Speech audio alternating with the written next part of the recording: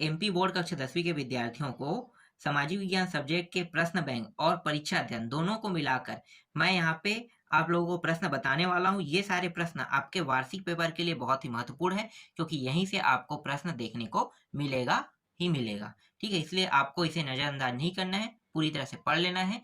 जो जो बताया जाएगा उसी को आपको पढ़ना है और ब्लूप्रिंट के हिसाब से बताया जा रहा है। इसके अलावा आपको और कुछ भी पढ़ के जाने की आवश्यकता नहीं है। इसलिए आप अभी से तैयारी करो, तो आपके जो मार्च में जो पेपर है ना, उसके लिए अभी से अगर आप तैयारी करोगे तो पूर्ण रूप से तैयार आप हो जाओगे। तो चलो मैं प्रश्नों को दिखाता हूँ और उसका उत्तर भी बताता हूँ।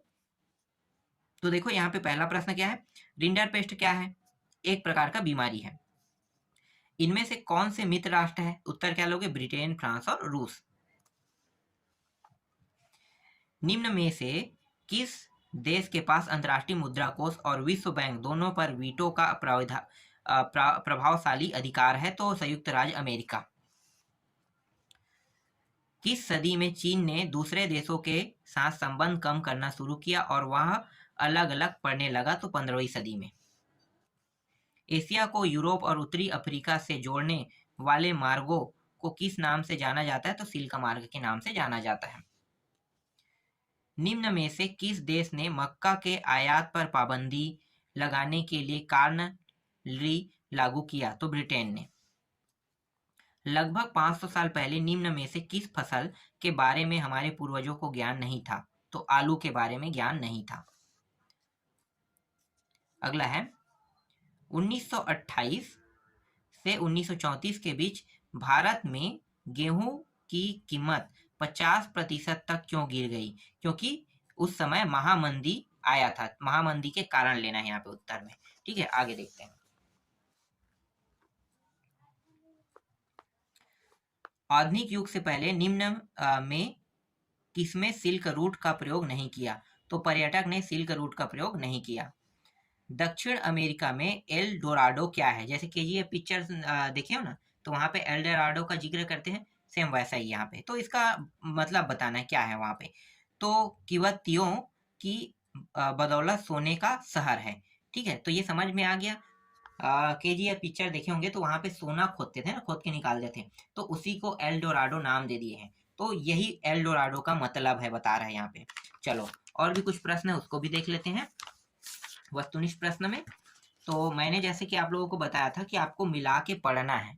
ठीक है, तो मैं आपको मिला के बता रहा हूँ सारे प्रश्न, और यहीं से प्रश्न आएगा और कहीं बाहर से नहीं आएगा, क्योंकि मैं पूरा मिला दिया हूँ यहाँ पे। ठीक है, देखो आलू, सोया, मूंगफली, मटर, टमाटर, मिर्च, शक्करकंद जैसे खाद्य पदार्थों लगभग कितने साल पहले हमारे पूर्वज के पास नहीं थे? तो 500 वर्ष पूर्व नहीं थे ये सब। नूडल किस राष्ट्र में पश्चिम में पहुंचे? ठीक है, मतलब ये चीन में था। नूडल आप सुनोगे तो आपको समझ में आ जाएगा, चीन में ही ये इसकी सबसे ज्यादा चलन है। ठीक है, वहीं से आया ये। 19वीं सदी में यूरोप के लगभग कितने लोग अमेरिका और ऑस्ट्रिया में जाकर बस गए? तो 5 करोड़। 1980 के दशक में रीडरपेस्ट नामक बीमारी किस देश में फैली? तो अफ्रीका में फैली थी। 1923 में विश्व को पूंजी देने वाला और विश्व का सबसे बड़ा कर्जदाता राष्ट्र कौन था? तो अमेरिका था। हैदराबादी सिंधी व्यापारियों ने किस दशक में दुनिया भर के बंदरगाहों पर अपने बड़े बड़े एम्पोरियल खोल दिए? तो उत्तर क्या लोगे? 1860 के दशक में।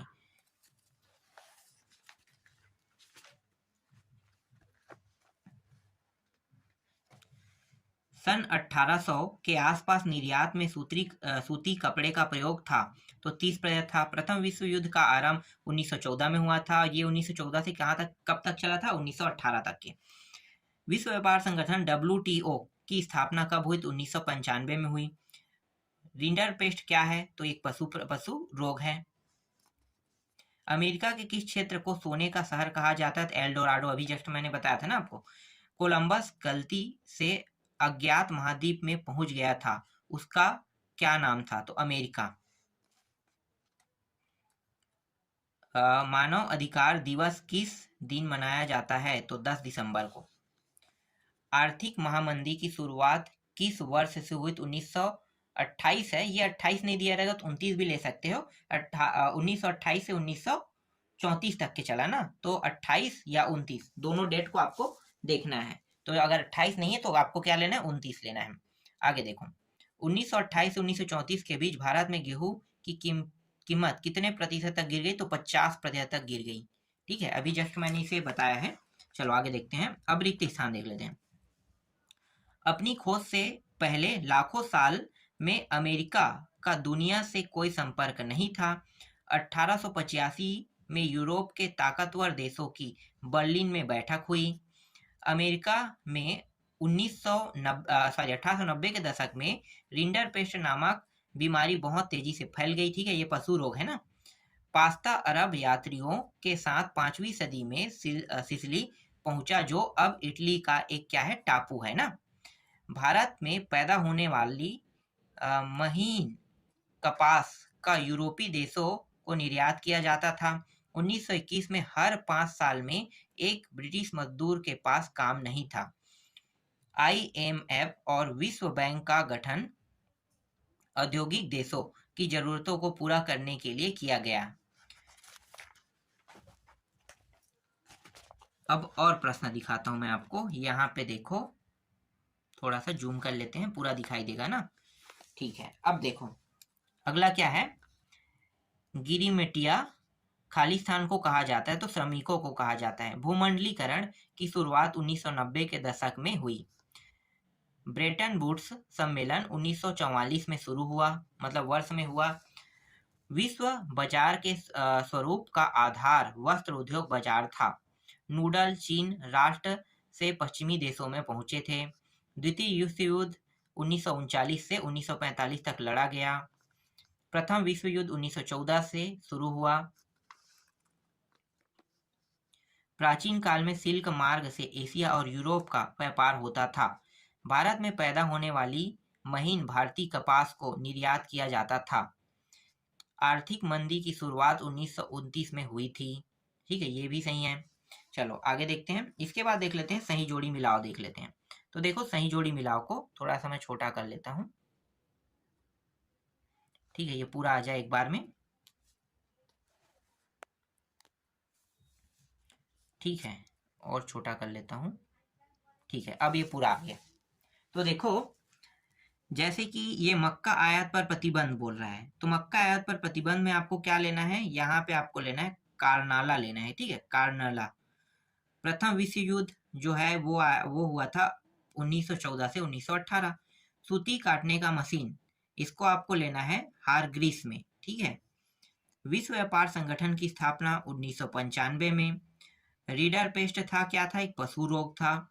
भारत में गेहूं की कीमत 50% तक गिर गई, तो 50% तक गिर गई, तो इसका उत्तर हो जाएगा 1928-1934 में। ठीक है, कार निर्माता, तो कार निर्माता को आपको लेना है हेनरी फोर्ड है। ठीक है, आगे है नई व्यवस्था, NEO, इसी में आएगा। ठीक है, इसके बाद है ये जो नहर कोलोनिया है ना, नहर कोलोनिया, इसको आपको लेना है सिंची क्षेत्र में लेना है। ईस्ट इंडिया कंपनी जो है वो आ जाएगा लंदन में है, इसका मुख्यालय। ठीक है, यहाँ तक समझ में आ गया। ठीक है, और मैं आपको दिखाता हूँ कुछ महत्वपूर्ण प्रश्न, जैसे कि सही जोड़ी में आपको अच्छे से याद हो जाएगा, अलग से आपको देखने की जरूरत नहीं है और रटने की जरूरत नहीं है। देखो, स्पेनिश सैनिक को आपको लेना है, चेचक कीटाणु हुए थे स्पेनिश सैनिक को। फिर है रिंडर पेस्ट नामक बीमारी, क्या है, पशु रोग है ना, तो ये कहाँ हुआ था, अफ्रीका में हुआ था। ठीक है, अफ्रीका पशु रोग। द्वितीय विश्व युद्ध 1939 से में शुरू होके खत्म किया हुआ 45 तक, तो 1939 लेना है। कार निर्माता वही हेनरी फोर्ड है। महामंदी हुआ था 1919, यहाँ पे देखो 1929 दिया हुआ है ना, जबकि 28 है उसका ओरिजिनल। तो प्रथम विश्व युद्ध जो है 14 से 18 के बीच लड़ा गया। द्वितीय विश्व युद्ध 39 से 45। अनुबंध श्रमिक व्यवस्था समाप्त हुआ था 1921 में। वैश्विक कृषि अर्थव्यवस्था 1890। मक्का आयात पर प्रतिबंध कारण ला कहलाता है। ठीक है, चलो इसके बाद मैं आपको दिखा देता हूं एक वाक्य एक शब्द में उत्तर। ठीक है, तो देखो एक वाक्य एक शब्द में उत्तर देख लेते हैं। विश्व बैंक और आईएमएफ ने औपचारिक रूप से काम करना कब शुरू किया? तो 1947 में। प्रथम विश्व युद्ध कब लड़ा गया? 1914 से 18 में। अनुबंधित श्रमिक व्यवस्था को कब समाप्त कर दिया गया? 1923 में। द्वितीय विश्व युद्ध 1939 से 45 में। 19वीं सदी में यूरोप के लगभग कितने लोग अमेरिका और ऑस्ट्रिया में जाकर बस गए? 5 करोड़।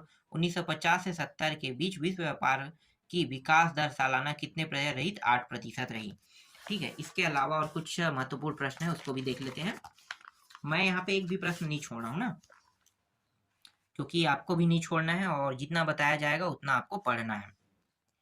देखो, एक ही सदस्य की असहमति किसी भी प्रस्ताव को खारिज करने का आधार बन जाती है को क्या कहते हैं? तो वीटो कहते हैं उसे। पहले विश्व बाजार के रूप में कौन सा शहर उभर कर आया? तो अलेक्जेंड्रिया। सिंधु सभ्यता के दौरान कोड़ियों का क्या उपयोग था? तो उत्तर क्या लिखोगे? कोड़ियों का प्रयोग पैसे या मुद्रा के रूप में इस्तेमाल किया जाता था। बस इसका उत्तर यही है। किसी दूसरे राष्ट्रों से आने वाली चीजों पर वसूल किया जाने वाला शुल्क क्या कहलाता था? आयात शुल्क। 19वीं सदी में लगभग कितने लोग अमेरिका और ऑस्ट्रेलिया में जाकर बस गए? तो 5 करोड़। 1890 के दशक में वही बीमारी है, ठीक है, अफ्रीका देश में फैला था। भारत में ग्लोबलाइजेशन कब शुरू हुआ? 1991 में। भारत का स्वरूप विश्वव्यापी किस क्रांति के बाद हुआ? औद्योगिक क्रांति के बाद हुआ। द्वितीय विश्व युद्ध के बाद यूरोप में कौन सी संस्था का उदय आर्थिक दुष्प्रभाव को समाप्त करने के लिए हुआ? तो आपको उत्तर लेना है आईएमएफ। ठीक है, आईएमएफ का शुरुआत हुआ। और 10वां है G77 क्या है? तो विकासशील देशों का क्या है? समूह है। ठीक है, इसके बाद मैं आपको सत्य सत्य दिखा देता हूँ। देखो, सत्य सत्य में पहला प्रश्न क्या है? भारत में 1928 से 1934 के बीच देश के आयात निर्यात घटकर लगभग आधे रह गए। तो ये सत्य है। टी मॉडल नामक कार उत्पादन पद्धति से बनी पहली कार थी। सत्य है। अफ्रीका में 1890 के दशक में रिंडरपेस्ट नामक बीमारी बहुत तेजी से फैली। ये सत्य है। विज नदी को पार करना ट्रांसवाल की सेना खदानों तक पहुंचने का सबसे छोटा और आसान रास्ता था। ये सत्य है। 1890 के दशक तक आते आते दुनिया भर में सोना उत्पादन में अफ्रीका का हिस्सा 20% से भी ऊपर जा चुका है। ये सत्य है। पहला महायुद्ध मुख्य रूप से यूरोप में लड़ा था। ये सत्य है। 1921 में हर 5 में से ब्रिटिश के पास नौकरी नहीं होती थी ना, काम नहीं होता था। ये सत्य है। प्रथम विश्व युद्ध में 90 लाख से ज्यादा लोग मारे गए और 2 करोड़ घायल हुए। ये सत्य है। कार निर्माता हेनरी फोर्ड वृहत उत्पादन के विख्यात प्रणेता थे। ये सत्य है। औद्योगिकरण के बाद ब्रिटेन में कपास का उत्पादन घटने लगा। ये असत्य है।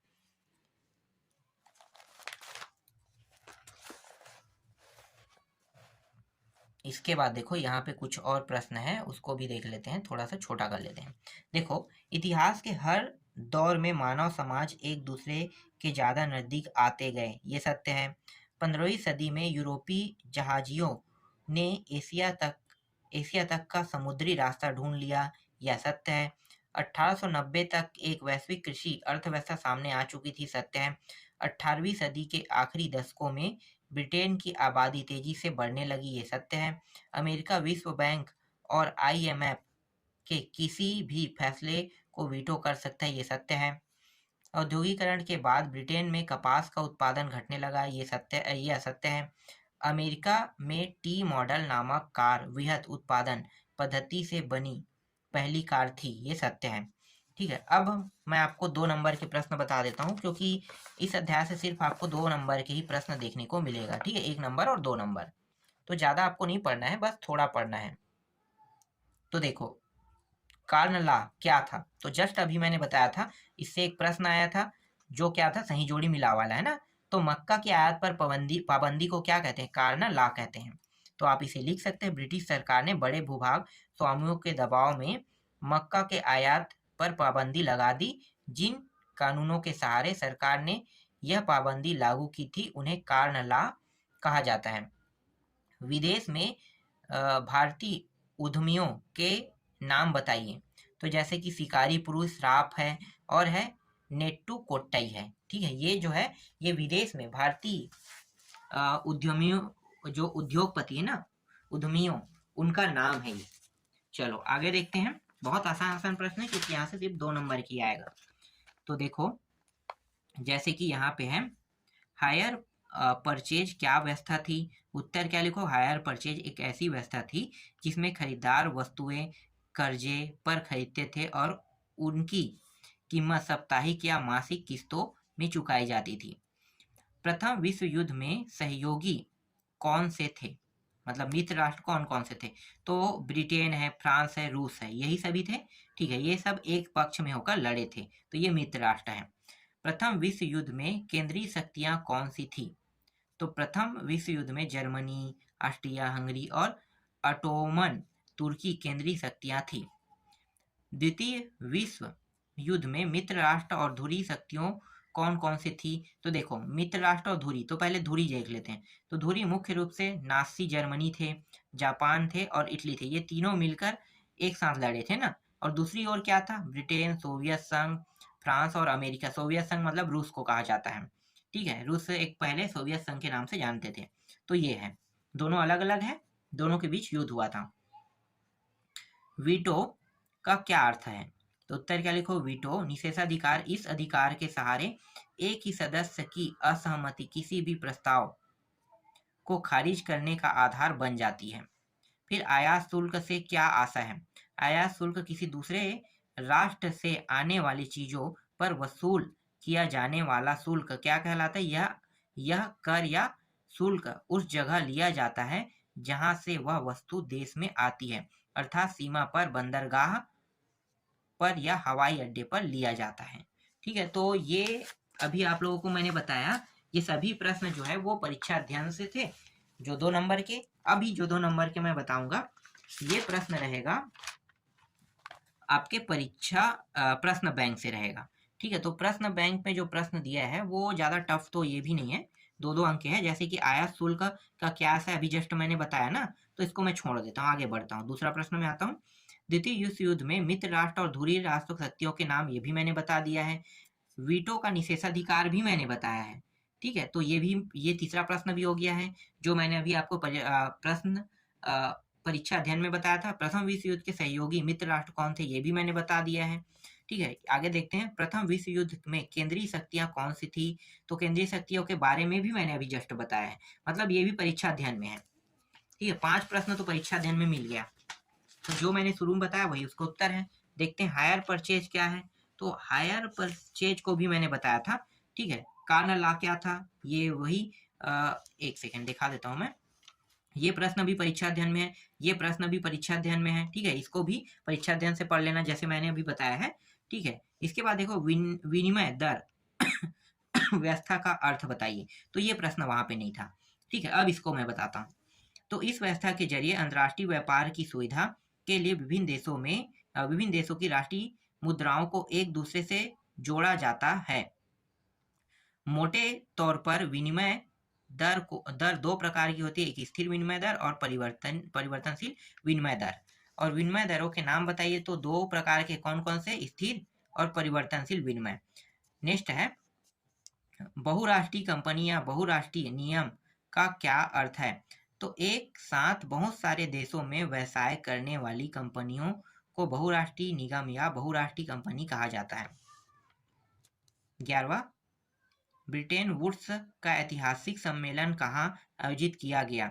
तो ब्रिटेन वुड्स एक स्थान है जो ब्रिटेन में स्थित है, यही ऐतिहासिक सम्मेलन हुआ। आर्थिक महामंदी की शुरुआत कब से हुई और यह संकट कब तक चला। तो वही 1928 से 1900 यहाँ पे 30 दिया है। ठीक है, तो इसका जो ओरिजिनल उत्तर लेना है आपको 1928 से ये हो जाएगा 1934 तक के जाएगा। ठीक है, ये गलत लिखा हुआ है, तो 1928 से 1934 लिखना है। प्रथम कार निर्माता का नाम एवं कार मॉडल का नाम बताइए। तो हेनरी फोर्ड। ठीक है, यही है प्रथम कार मॉडल, और कार मॉडल का नाम है टी मॉडल है। ईस्ट इंडिया कंपनी के दुनिया भर में चलने वाली कार्यों का केंद्र कहाँ था? तो केंद्र जो है वो लंदन है ना। एक मिनट देख लेते हैं। चलने वाली ईस्ट इंडिया कंपनी, हाँ ठीक है, लंदन सही है। ठीक है, ये सही जोड़ी में था, इसलिए मैं वहाँ पे मुझे लगभग याद था ये। ठीक है, भारत में पैदा होने वाली महीन कपास का निर्यात कहाँ किया जाता था? तो कहाँ किया जाता था? यूरोपीय देशों में। ठीक है, तो यूरोपीय देश आप लोग लिख लेना इसका उत्तर। चलो आगे दिखाता हूँ। 16वां प्रश्न अब देखो। भारत के ज्यादातर अनुबंधित श्रमिक किन इलाकों से जाते थे? तो जो ज्यादातर श्रमिक थे ना, ये उत्तर प्रदेश, बिहार, मध्य भारत और तमिलनाडु के सूखे इलाकों से जाते थे। 19वीं सदी तक यूरोप में कौन सी समस्याएं आम थी? तो 19वीं सदी तक यूरोप में गरीबी और भूख का ही साम्राज्य था। बीमारियों का बोलबाला था, धार्मिक टकराव थे। ठीक है, तो ये इसका उत्तर रहेगा। अमेरिका के मूल निवासियों के लिए कौन सी बीमारी जानलेवा साबित हुई? तो चेचक जो है ना, ये जानलेवा साबित हुई थी। श्रम के प्रवाह का क्या अर्थ है? तो उत्तर क्या लिखोगे? अर्थशास्त्रियों ने अंतर्राष्ट्रीय आर्थिक विनिमय में तीन तरह की गतियों या प्रवाहों का उल्लेख किया। इनमें पहला प्रवाह व्यापार, दूसरा श्रम प्रवाह तथा तीसरा पूंजी प्रवाह। और श्रम प्रवाह इनमें लोग काम या रोजगार की तलाश में एक जगह से दूसरे जगह जाते थे। 20वां प्रश्न देखो। द स्मिथफील्ड क्लब पशु बाजार क्या है? तो स्मिथफील्ड लंदन के सबसे पुराने पशु बाजार था। यह किसान अपने पालतू जानवर लाते थे जिनकी वहां खरीद फरोख्त की जाती थी। 19वीं सदी के मध्य में स्थित फील्ड आपूर्ति केंद्रों को रेलवे लाइनें जाती थी। केनाल कॉलोनी किसे कहा जाता था? तो ब्रिटिश भारतीय सरकार ने अर्ध रेगिस्तानी पड़ती जमीनों को उपजाऊ बनाने के लिए नहरों का जाल बिछा दिया। नई नहरों की सिंचाई वाले इलाकों में पंजाब के अन्य स्थानों के लोगों को लाकर बसाया गया। उनकी बस्तियों को केनाल कॉलोनी कहा जाता था। सर हेनरी मार्टन स्टैनली कौन थे? यह क्यों प्रसिद्ध थे? तो मार्टन स्टैनली एक पत्रकार और खोजी थे। न्यूयॉर्क हेरल्ड ने उन्हें कई साल पहले अफ्रीका गए लिविंगस्टन नामक मिशनरी की खोज करने के लिए भेजा था। उनकी खोज और अन्वेषों से अफ्रीका को जीतने में मदद मिली। ठीक है, ये इसका उत्तर रहेगा। आगे देखो। इसी तरह से अगला प्रश्न है, वैश्वीकरण का क्या अर्थ है? तो वैश्वीकरण का अर्थ क्या है? जो मोटे तौर पर पिछले लगभग 50 सालों से ही हमारे सामने आई है। ठीक है, इसके बाद देखो वेटन वुड्स समझौता का क्या अर्थ है? तो वेटन वुड्स समझौता का क्या अर्थ है? तो उत्तर क्या लिखोगे? अर्थ और उद्देश्य दोनों लिखना है ना, तो दोनों को दिखाता हूं मैं। ब्रेटन वुड्स संयुक्त राज्य अमेरिका स्थित माउंट वाशिंगटन एक होटल है। यह वह स्थान है जहां द्वितीय विश्व युद्ध के बाद अंतर्राष्ट्रीय व्यवस्था संबंधी एक ऐतिहासिक सम्मेलन आयोजित किया गया। उद्देश्य युद्धोत्तर अंतर्राष्ट्रीय आर्थिक व्यवस्था का मुख्य उद्देश्य यह था कि औद्योगिक विश्व में आर्थिक स्थिरता एवं पूर्ण रोजगार बनाए रखा जाए। इस फ्रेमवर्क पर जुलाई 1944 में अमेरिका स्थित न्यू हैम्पशायर के ब्रिटेन वुड्स नाम स्थान पर संयुक्त राष्ट्र मौद्रिक एवं वित्तीय सम्मेलन में सहमति बनी थी। INMF की स्थापना, तो स्थापना जो है इसका डेट नहीं दिया है क्या? चलो यहीं पे देख लेते हैं। अंतर्राष्ट्रीय मुद्रा कोष की स्थापना सदस्य देशों के विदेशी लाभ और घाटे से निपटने के लिए की गई थी। युद्धोत्तर पुनर्निर्माण के लिए पैसे का इंतजाम करने के वास्ते अंतर्राष्ट्रीय पुनर्निर्माण एवं विकास बैंक का गठन किया गया। ट्विंस या जुड़वा, तो इस वजह से द्वितीय विश्व बैंक और INF को ब्रेटन वुड्स संस्था या ब्रेटन वुड्स ट्विंस भी कहा जाता है। ठीक है, आगे देखते हैं। ये अंतिम प्रश्न है, अफीम युद्ध का क्या अर्थ है? तो अफीम युद्ध का क्या अर्थ है? तो देखो, चीन में ब्रिटेन के मध्य अफीम युद्ध हुआ था। कपड़ों की रंगाई के लिए इस्तेमाल होने वाले नील का कई दशक तक बड़े पैमाने पर निर्यात होता रहा। 1820 के दशक से चीन को बड़ी मात्रा में अफीम का निर्यात किया जाने लगा। कुछ समय तक तो भारतीय निर्यात में अफीम का हिस्सा ही सबसे ज्यादा रहा। ब्रिटेन की सरकार भारत में अफीम की खेती करवाती थी और चीन को निर्यात कर देती थी।